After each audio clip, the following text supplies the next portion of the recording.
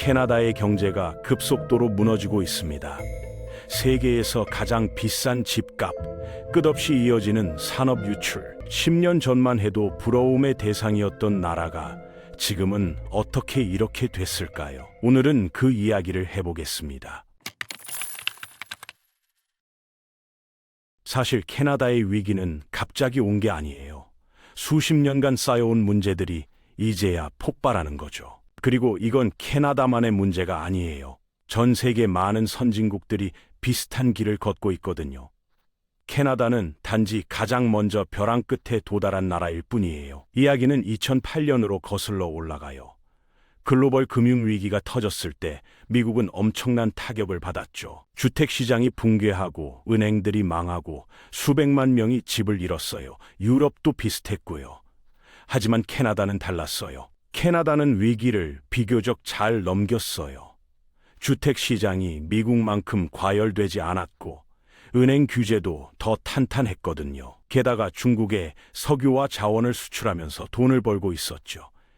2010년까지 캐나다는 완전히 회복했어요. 당시에는 모두가 캐나다 모델을 배우자고 했어요. 캐나다 은행 시스템은 정말 모범적이었어요.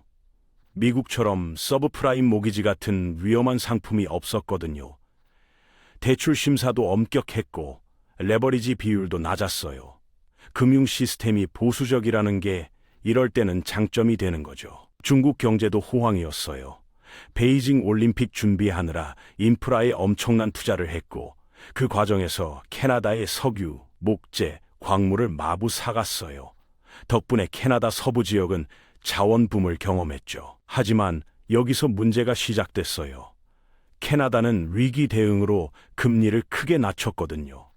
다른 나라들도 다 그랬으니까 이상할 건 없었어요. 하지만 캐나다 주택시장은 이미 멀쩡했어요. 조정이 필요하지 않았던 거죠. 낮은 금리가 멀쩡한 주택시장에 쏟아지면서 어떤 일이 벌어졌을까요? 가격이 미친 듯이 오르기 시작했어요.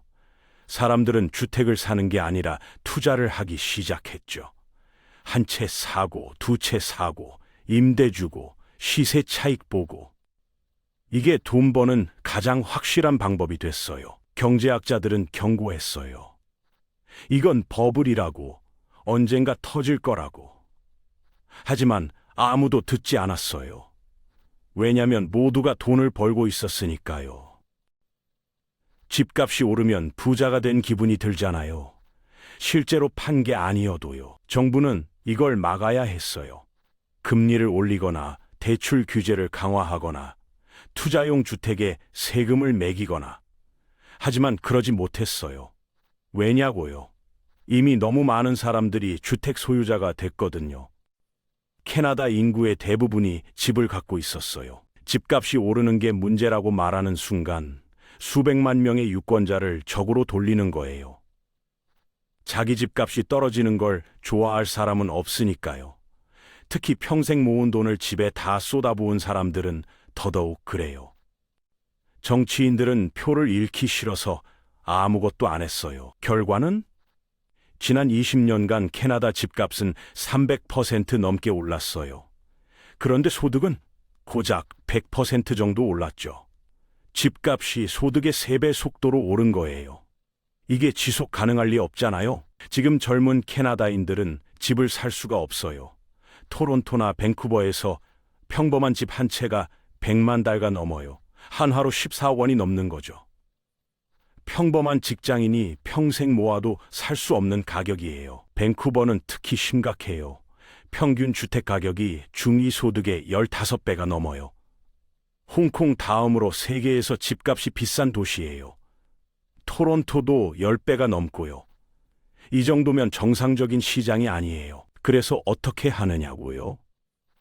부모한테 돈을 빌려요. 아니면 평생 월세로 살거나요. 이게 세대 간 부의 격차를 더 벌려놔요. 부모가 부자면 집을 살 수 있고 아니면 평생 가난하게 사는 거죠.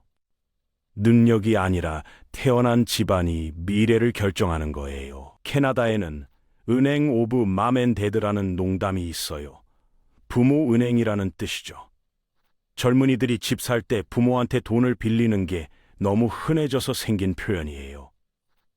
우픈 현실이죠. 더 큰 문제는 이게 단순히 집값만의 문제가 아니라는 거예요. 캐나다 경제 전체가 부동산에 중독됐거든요. 투자할 곳이라곤 부동산밖에 없어요. 기술기업, 제조업, 그런 거 없어요. 다들 집 사서 임대 주는 일만 해요. GDP 대비 주택 부채가 100%를 넘었어요. 국가 전체 경제 규모보다 주택 대출이 더 많다는 얘기죠. 이건 정상이 아니에요. 한국도 높다고 하지만 캐나다는 그 이상이에요. 가계 부채도 엄청나요. 평균적인 캐나다 가구가 소득의 180%에 해당하는 빚을 지고 있어요. 1년 버는 돈보다 거의 2배를 빚진 거죠. 대부분이 주택 대출이고요. 이게 얼마나 위험한지 아시겠어요? 주택 문제는 사실 더 큰 문제의 증상일 뿐이에요. 진짜 문제는 생산성 침체예요. 캐나다 사람들이 게을러서가 아니에요. 시스템 자체가 망가진 거예요. 캐나다와 미국을 비교해 볼까요? 두 나라는 정말 비슷해요. 언어도 같고, 문화도 비슷하고, 법 체계도 비슷하죠. 교육 수준도 비슷해요. 그런데 생산성은 완전히 달라요. 평균적인 캐나다 노동자는 미국 노동자보다 30% 덜 생산적이에요. 같은 시간 일해도 30%덜 만들어내는 거죠. 왜 그럴까요? 캐나다 사람들이 더 게으를까요?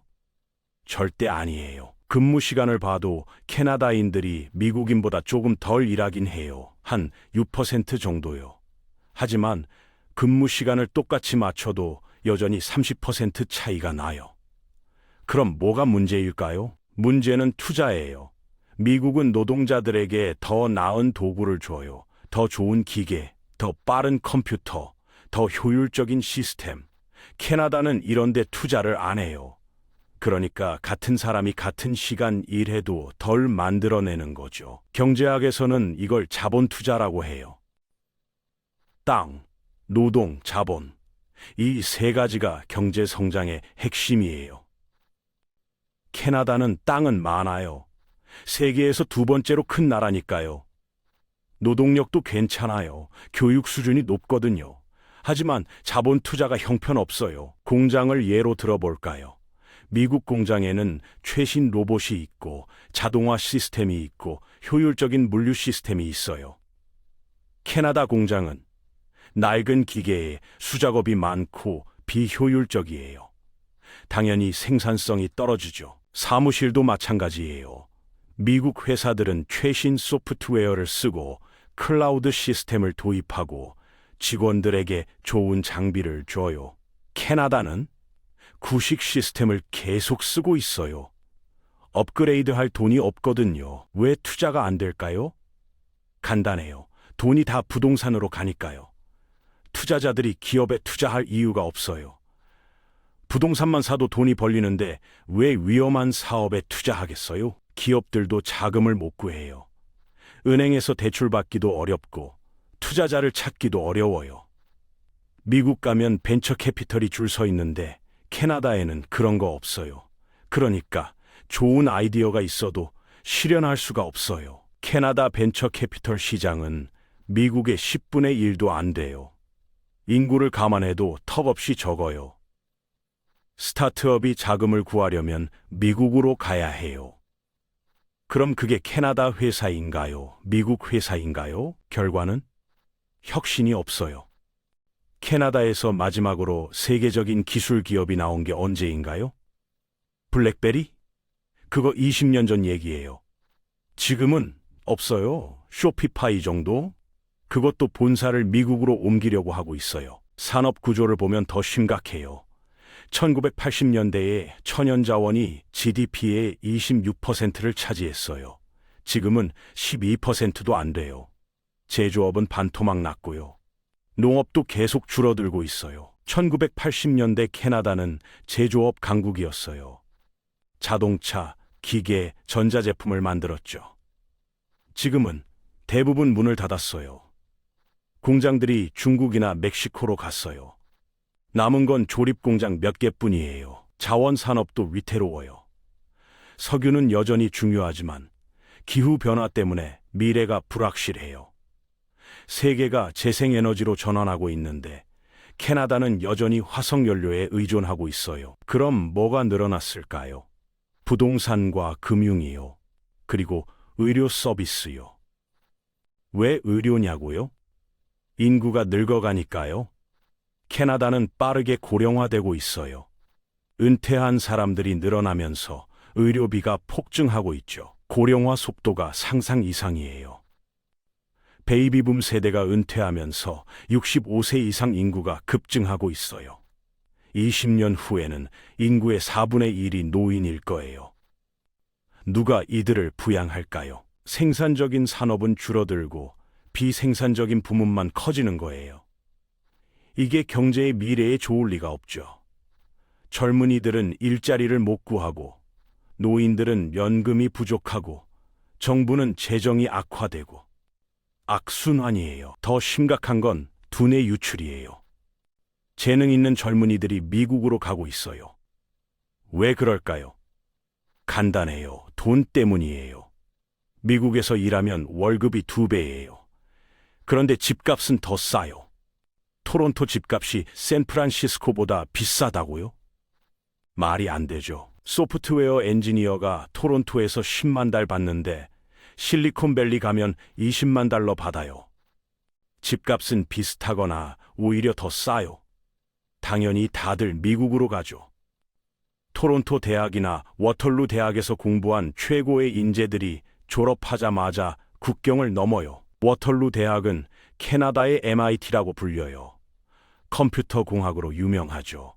구글, 페이스북, 아마존이 와서 인재를 스카우트해요. 졸업생 중 절반 이상이 미국으로 가요.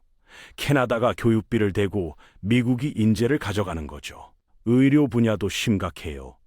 의사와 간호사들이 미국으로 가고 있어요. 캐나다 의료 시스템은 공공이라 급여가 낮거든요. 미국 가면 2~3배를 받아요. 특히 전문의들이 많이 떠나요. 최근 통계를 보면 지난 10년간 미국으로 이주한 캐나다인이 70% 늘었어요. 특히 고학력 전문직이 많이 떠나요. 의사, 엔지니어, 연구원, 프로그래머. 캐나다가 교육비를 들여서 키운 인재들이 미국으로 가서 돈을 버는 거예요. 이게 얼마나 큰 손실인지 계산해 볼까요? 의사 한 명 키우는데 50만 달러가 들어요. 엔지니어는 20만 달. 이들이 미국으로 가면 그 투자가 날아가는 거예요. 게다가 이들이 미국에서 벌어서 미국에 세금을 내죠. 캐나다 정부는 이 문제를 어떻게 해결했을까요? 이민을 늘렸어요. 떠나는 사람들을 채우기 위해서요. 하지만 이게 해결책이 될까요? 고급 인력이 나가고 저급 인력이 들어오는데요. 캐나다는 2종류의 이민자를 받았어요. 첫 번째는 부자들이에요. 투자 이민 프로그램으로 돈 많은 사람들을 끌어들였죠. 표면적으로는 좋은 아이디어예요. 돈과 함께 들어오니까요. 투자 이민은 간단해요. 일정 금액 이상을 투자하면 영주권을 줘요. 보통 100만 달러에서 200만 달러 사이예요. 부자들한테는 큰 돈이 아니죠. 그래서 중국, 러시아, 중동에서 많이 왔어요. 하지만 실제로는 주택 시장을 더 망쳐놨어요. 부자 이민자들이 와서 제일 먼저 하는 게 뭔지 아세요? 집 사요. 그것도 여러 채. 고급 주택과 콘도를 싹쓸이해요. 밴쿠버의 고급 주택 중 절반 이상이 외국인 소유라는 통계도 있어요. 밴쿠버 웨스트 사이드를 가보세요. 수천만 달러짜리 저택들이 줄지어 있어요. 그런데 대부분 비어 있어요. 주인이 1년에 한두 번 올까 말까 해요. 투자 목적으로 사놓은 거예요. 현지인들은 구경만 해요. 평생 저축한 캐나다인들은 꿈도 못 꾸는 가격에 거래가 이뤄져요. 돈 많은 외국인들이 현금으로 집을 사버리니까요. 이게 공정한가요? 정치적으로 엄청난 반발을 샀어요. 결국 정부가 외국인 주택 구매세를 도입했어요. 밴쿠버는 20%, 토론토는 15%. 효과가 있었을까요? 좀 있었어요. 하지만 이미 늦었어요. 가격은 이미 너무 올라 있었거든요. 두 번째 그룹은 저숙련 노동자들이에요. 임시 노동자나 유학생들이요. 이들은 자본은 없지만 값싼 노동력을 제공해요. 캐나다인들이 안 하려는 일들을 해주죠. 캐나다는 2단계 이민 시스템을 만들었어요. 먼저 학생이나 임시 노동자로 들어와요. 그 다음에 영주권을 신청할 수 있는 기회를 줘요. 표면적으로는 합리적인 시스템이에요. 유학생 프로그램이 특히 인기였어요. 캐나다에서 공부하면 졸업 후 3년간 취업 비자를 줘요. 그 기간 동안 일하면서 영주권을 신청할 수 있어요. 좋은 제도죠. 젊고 교육받은 인재를 유치하는 거니까요. 하지만 실제로는 착취의 온상이 됐어요. 유학생들이 돈을 내고 학교를 다니는데 그 학교들이 실제로는 영주권을 파는 비자 밀이에요. 제대로 된 교육도 없이 비싼 등록금만 받아요. 토론토나 밴쿠버에 컬리지들이 우후죽순 생겼어요. 대부분 영리 목적이에요. 강의실은 좁고 교수는 파트타임이고 시설은 형편없어요. 하지만 유학생들은 개의치 않아요. 영주권만 받으면 되니까요. 등록금은 현지 학생보다 서너 배 비싸요. 1년에 2만에서 3만 달러씩 내요. 인도나 필리핀에서 온 학생들한테는 엄청난 돈이에요. 가족이 빚내서 보내는 경우도 많아요. 임시 노동자들은 더 심해요. 최저임금도 안 되는 돈을 받으면서 일해요. 거주지도 열악하고 노동 조건도 끔찍해요. 하지만 영주권을 받고 싶어서 참아요. 고용주들은 이걸 악용하죠. 농장이나 식당, 호텔에서 일하는 임시 노동자들이 많아요. 하루 12시간씩 일하면서 최저임금 받아요. 초과 근무 수당? 없어요. 휴가 없어요. 항의하면 해고해요. 그럼 비자도 취소돼요. 캐나다는 원래 안전장치가 있었어요. 실업률이 6% 넘으면 임시 외국인 노동자 프로그램을 중단하는 거예요. 캐나다인들이 일자리를 찾을 수 있게요. 합리적인 정책이죠. 하지만 팬데믹 이후에 이 규칙을 무시했어요. 노동력 부족을 핑계로 계속 받아들였죠. 결과는 노동시장에 엄청난 경쟁이 생겼어요. 임금은 오르지 않고 일자리는 부족해지고 모두가 불만이에요. 캐나다인들은 이민자들 때문에 일자리를 못 찾는다고 불평해요. 이민자들은 착취당하면서도 영주권을 못 받아요. 기업들은 값싼 노동력에 중독됐고요. 누구도 행복하지 않아요. 팀 홀튼이나 맥도날드 같은 곳을 가보세요. 직원 대부분이 유학생이나 임시 노동자예요. 최저임금 받으면서 일하죠. 캐나다 젊은이들은 이런 일자리를 안 해요. 임금이 너무 낮아서요. 더 나쁜 건 이게 두뇌 유출을 가속화한다는 거예요. 재능 있는 캐나다 젊은이들이 보기에 자기 나라는 저임금 노동자들로 넘쳐나는데 자기는 제대로 된 일자리를 못 구해요. 당연히 미국으로 가죠. 주택 문제도 악화됐어요.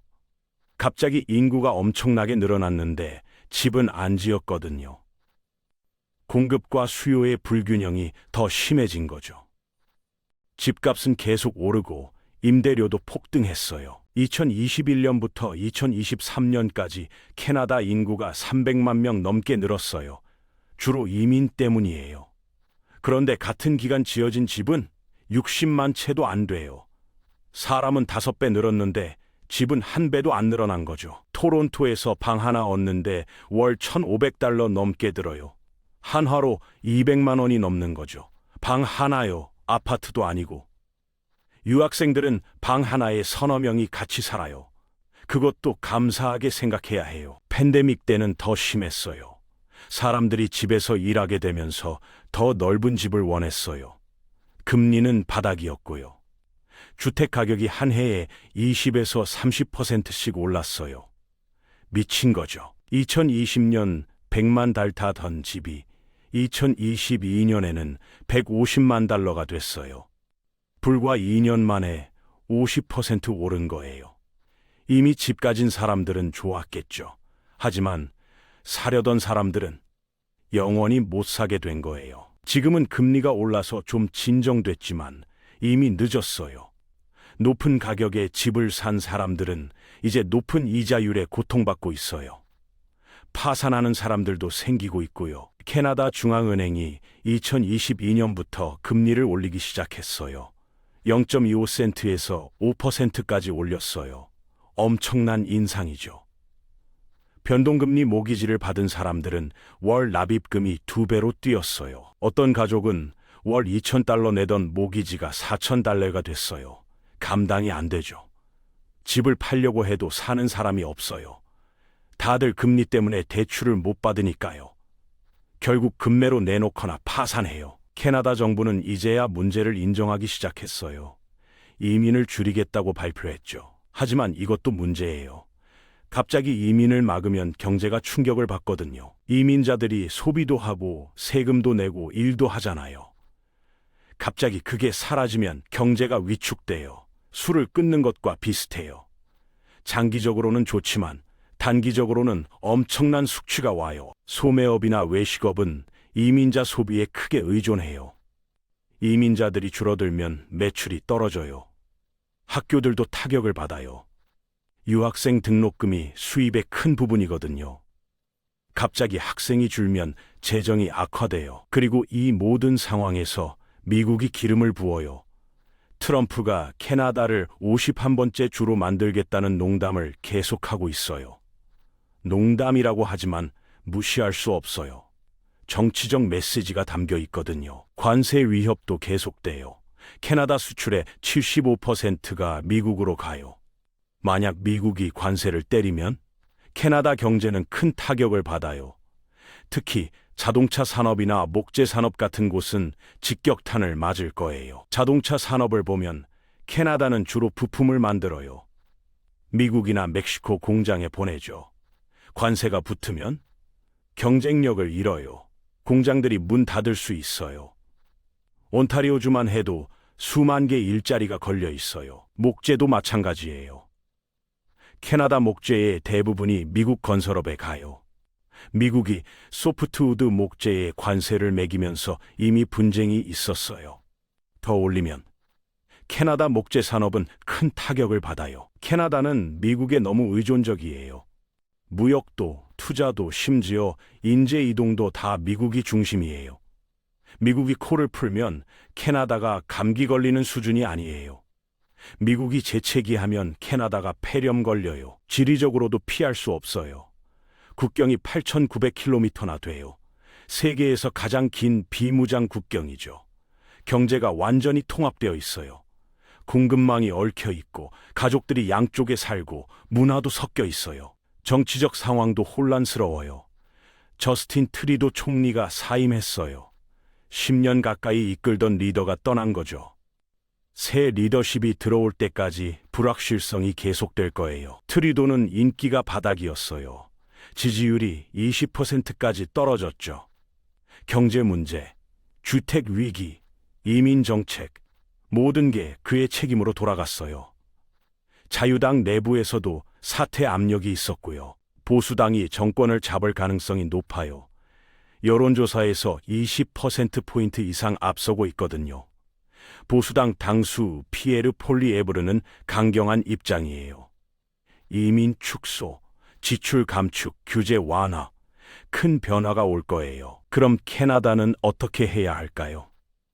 해법은 있어요. 어렵지만 불가능하지는 않아요. 첫 번째는 인프라 투자예요. 캐나다의 인프라는 낙후됐어요. 도로, 다리, 공항, 항구 다 오래됐어요. 이걸 현대화하는데 2천억 달러 이상이 필요하다고 해요. 토론토 지하철을 타보세요. 1950년대에 만든 노선을 아직도 쓰고 있어요. 낡고 느리고 자주 고장나요. 밴쿠버는 조금 나은데 그래도 수용력이 부족해요. 출퇴근 시간에는 10,000원이에요. 돈이 없다고요? 아니에요. 정부 지출을 잘 배분하면 돼요. 지금은 복지나 보조금에 돈을 너무 많이 써요. 그 일부를 인프라로 돌리면 돼요. 인프라는 장기 투자예요. 당장 효과는 안 나지만 10년, 20년 후에 큰 차이를 만들어요. 도로가 좋아지면 물류 비용이 줄어요. 항구가 현대화되면 수출이 늘어나요. 인터넷 인프라가 좋아지면 기술 기업들이 생겨요.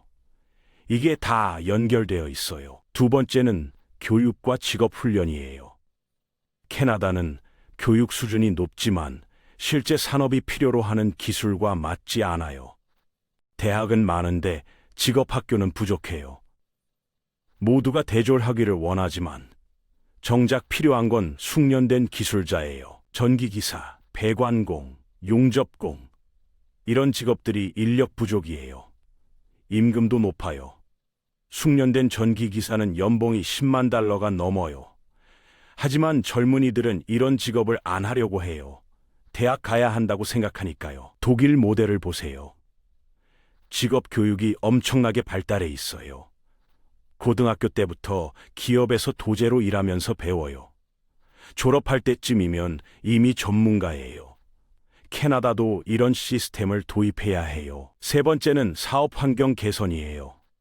캐나다에서 사업하기가 너무 어려워요. 규제가 많고 세금이 높고 절차가 복잡해요. 미국과 비교하면 훨씬 더 힘들어요. 회사 하나 만드는데 몇 달씩 걸려요. 허가받고 등록하고 라이선스 받고. 미국은 온라인으로 하루 만에 끝나는데 말이에요. 이런 게 혁신을 막아요. 스타트업을 지원해야 해요. 벤처 캐피털을 육성하고 세제 혜택을 주고 규제를 완화해야죠. 실패해도 다시 일어설 수 있는 환경을 만들어야 해요. 지금은 한번 망하면 끝이에요. 네 번째는 주택 문제 해결이에요. 이게 제일 어려워요. 왜냐면 정치적으로 민감하니까요. 하지만 피할 수 없어요. 공급을 늘려야 해요. 집을 더 많이 지어야죠. 구역 규제를 완화하고 건축 허가를 빨리 내주고 개발을 장려해야 해요. 지금은 집 짓는 게 너무 어려워요. 토론토에서 건물 하나 짓는데 허가받는 데만 2년에서 3년 걸려요. 이게 말이 되나요? 그 사이 비용은 계속 올라가고 수요는 계속 쌓이고 결국 프로젝트가 취소되는 경우도 많아요. 투기를 막아야 해요.